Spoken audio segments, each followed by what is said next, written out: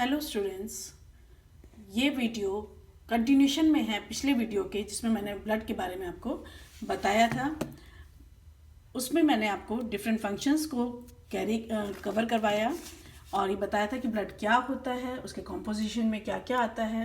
ये सारी चीज़ें आपने उसमें देखी हैं। तो अब जो हमारा टॉपिक है वो है प्रॉपर्टीज़ ऑफ ब्लड। तो ये दो पार्ट्स में अभी इसको लेने वाली हूँ मैं।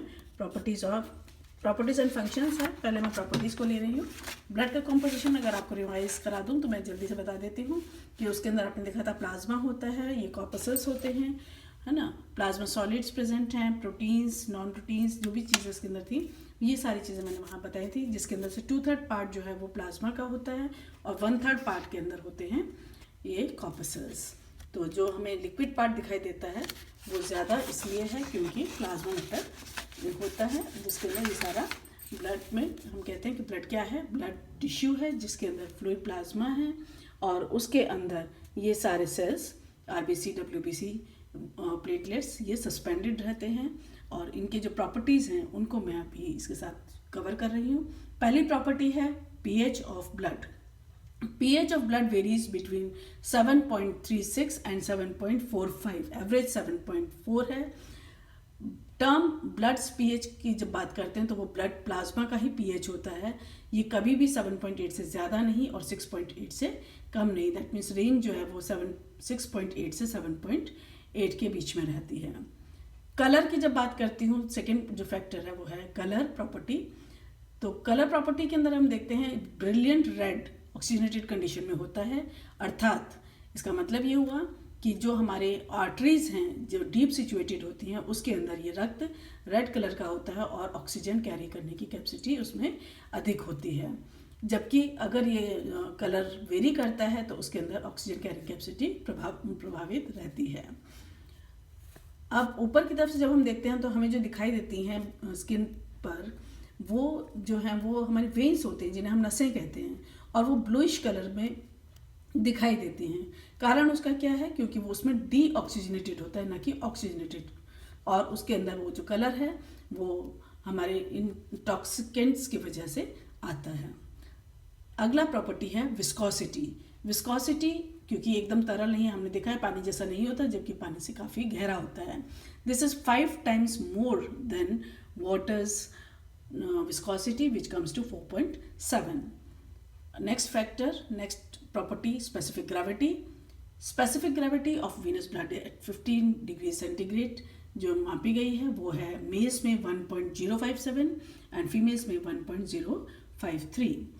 फीटल ब्लड में ये जो फुल टाइम प्रेगनेंसी होती है उसका जो फीटस होगा उसके अंदर काफ़ी सबसे अधिक जो फीटर फ्रीक्वेंसी है, स्पेसिफिक ग्रेविटी है वो सबसे अधिक होती है। जबकि जो उसकी मदर है उसी समय पे उसी ब्लड को प्रोवाइड करने वाली जो मदर है उसकी सबसे कम होती है।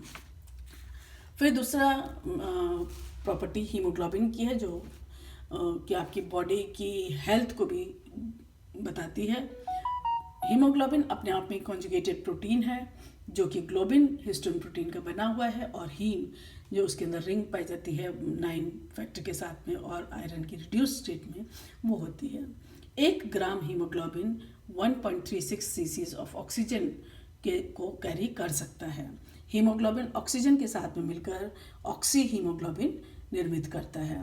ये जो ऑक्सी हीमोग्लोबिन होता है ये अनस्टेबल कंडीशन में रहता है और ये जल्दी से रिवर्सिबल रिएक्शन है ये, और ये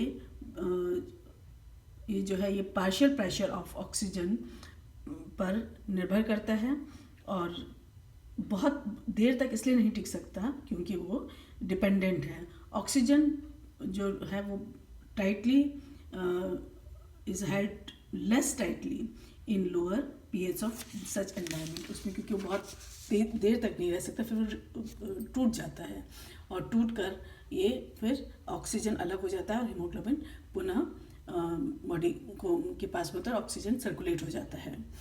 अब इसके बाद रिड्यूस्ड हीमोग्लोबिन जो है वो पार्शियल प्रेशर ऑफ ऑक्सीजन से मिलकर, ये जैसे मैंने भी आपको बताया था। फिर दूसरा एक प्रॉपर्टी मेथियोग्लोबिन जो है, ये वर्ड आपने सुना है।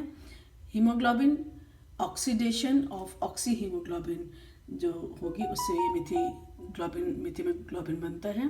और ये जो कंपाउंड है इसमें कोई ऑक्सीजन के साथ में मिलने की क्षमता नहीं होती है, बल्कि ये एक ब्लूइश चॉकलेट ब्राउन कलर रहता है। यानी जब ये ऑक्सी हीमोग्लोबिन जब टूटता है तो ये प्रोडक्ट जो है उसमें पाया जाता है और आयरन फेरस से फेरिक स्टेट में कन्वर्ट हो चुका होता है। अब नेक्स्ट है ये carboxy haemoglobin COHB। This is formed due to exposure of hemoglobin to carbon monoxide. It forms a complex which is 200 times stronger than that formed with oxygen. और इसीलिए कई बार देखा होगा कि जब कार्बन मोनोऑक्साइड का कंटेंट बहुत ज़्यादा हो जाता है तो सांस लेने में मुश्किल होती है, क्योंकि वो उतनी तेज़ी से हमारा ऑक्सीजन अंदर नहीं आ रहा होता है जितनी तेज़ी से ये इकट्ठा होना शुरू हो जाता है बॉडी के अंदर कार्बन मोनोऑक्साइड, और वो चोक कर देता है। फिर जो हीमोग्लोबिन है ये इसको देखेंगे तो ये प्रोटीन्स जैसे बताया था, प्रोटीन और आयरन जो हम बॉडी में लेंगे एब्जॉर्ब करेंगे वहीं से इसका निर्माण होगा। कम लेने से जो अल्पता होगी उससे अनीमिया क्रिएट हो जाता है, अनीमिया हो जाता है। तो अनीमिया जनरली जो हमारा नॉर्मल हीमोग्लोबिन होता है उसमें मात्रा कम हो जाने से होता है, जिसे कि नॉर्मल फीमेल में 11 to 15 ग्राम पर 100 ml ऑफ होल ब्लड, और जो मेल हैं उसके अंदर ये 12 to 17 ग्राम पर 100 ml होना चाहिए। अगला प्रॉपर्टी है पैक्ड सेल वॉल्यूम, जिसका मतलब होता है कि यदि ब्लड को लेकर उसको यदि सेंट्रीफ्यूज करें तो उसमें जो हमारे सेल जो हैं वो पैकअप होके हीमेटोक्रिट वैल्यू क्या देते हैं।